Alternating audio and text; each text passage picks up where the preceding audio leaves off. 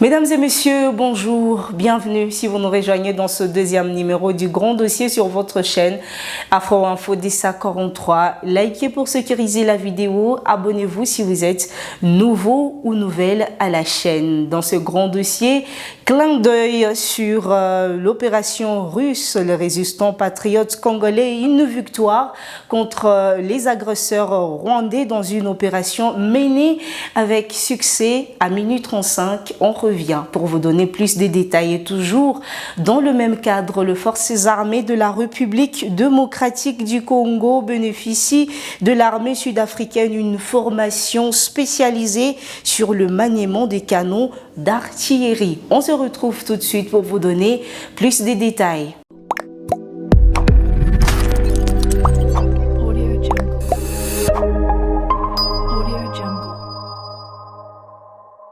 Comme nous l'avons dit dans l'annonce, dans une opération menée avec succès à minuit 35, le résistant patriote congolais de l'autodéfense Lewa Zalendo ont neutralisé une position des agresseurs rwandais à Tabi Kabeza, à moins de 5 km d'Ebouiza. Cette action déterminée démontre la détermination inébranlable de forces congolaises à défendre leur patrie contre toute menace étrangère.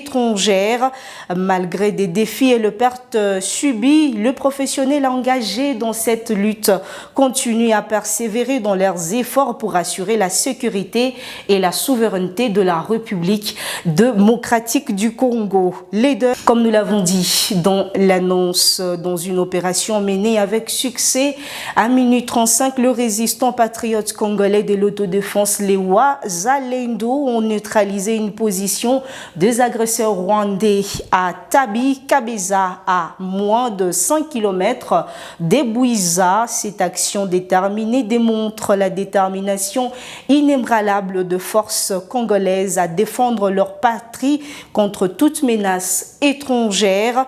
Malgré des défis et les pertes subies, le professionnel engagé dans cette lutte continue à persévérer dans leurs efforts pour assurer la sécurité et la souveraineté de la République démocratique du Congo. Le deuil est devenu malheureusement quotidien, mais le travail avance avec détermination. La RDC reste résolue à ne jamais céder dans sa quête de liberté et de sécurité pour son peuple.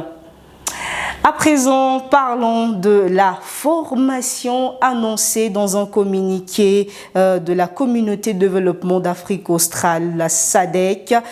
Cette formation vise à améliorer l'efficacité des opérations conjointes avec le militaire congolais dans l'accomplissement de son mandat. La SAMI et RDC continue à offrir une formation spécialisée à l'armée nationale de la RDC sur le maniement des armes, notamment les canons d'artillerie, a indiqué la SADC.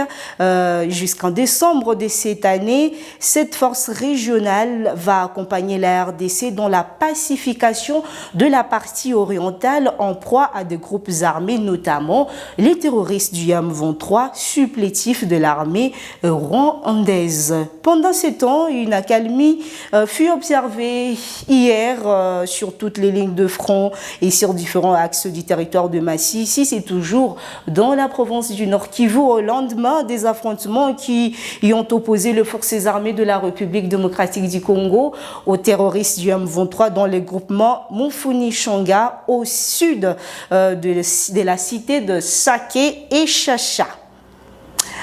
Parlons à présent de l'ambassadrice des États-Unis en RDC. Dans le cadre d'une visite officielle en RDC, Lucie Tamlin, ambassadrice des États-Unis, s'est rendue au siège du groupe de la Communauté de développement de l'Afrique australe, SADC. À ces lieux, elle a rencontré le général de brigade Julius Kambossi, commandant adjoint de la force, ainsi que le général de brigade Desmond Chawang Chawanda, Desmond Chawanda, chef d'état-major. Au cours de cette réunion historique, les discussions ont porté sur des questions d'intérêt commun concernant la paix et la sécurité, en particulier à l'est du pays. L'objectif principal est de promouvoir un développement durable dans la région dans un esprit de coopération internationale. Et le 26 février, c'était hier à Kinshasa, la capitale congolaise, Christophe Lutundula, le ministre des Affaires étrangères, a reçu en audience l'ambassadeur de l'Algérie en poste en RDC, Mohamed Hazid. Malgré la reconnaissance de la souveraineté de l'Algérie, la réunion a eu pour objectif principal d'approfondir la portée de la visite du chef d'état-major de l'armée algérienne à Kigali les 19 et le 20 janvier 2024. Selon une dépêche de l'agence algérienne de presse, le général d'armée Saïd Chanegriha, chef d'état-major de l'armée nationale populaire ANP, avait amorcé une visite officielle en République du Rwanda le 19 janvier. Cette visite, initiée sur invitation du général d'armée Moubarak Muganga, chef d'état-major des défenses rwandais, visait à discuter des enjeux communs entre les armées de deux pays dans le but de renforcer leur coopération. Et le communiqué du ministère de la Défense algérien relayé par l'agence de presse du pays a souligné que cette rencontre offrait une opportunité pour les deux parties d'aborder les questions d'intérêt mutuel. Il a également mis en avant l'importance de cette visite dans le cadre du renforcement des liens entre l'armée nationale populaire et les forces armées rwandaises. La RDC se fonde sur le rapport crédible des Nations Unies, accuse l'armée rwandaise de soutenir les terroristes du M23 présents dans plusieurs localités du pays. Plusieurs nations, dont les États-Unis, la Russie, la France, ont exhorté le Rwanda à mettre fin à tout soutien aux terroristes du M23 et à retirer ses troupes du territoire congolais.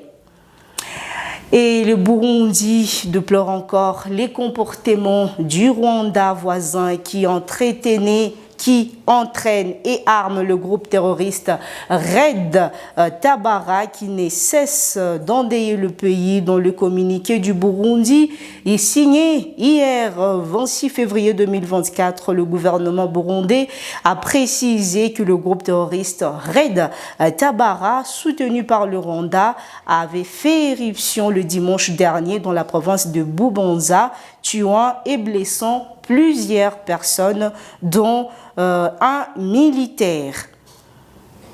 Et le programme alimentaire mondial PAM alerte sur le danger que courent les personnes ayant fui les affrontements en cours dans les territoires de Massissi Rutshuru, c'est dans la province du Nord Kivu, à l'est de la RDC.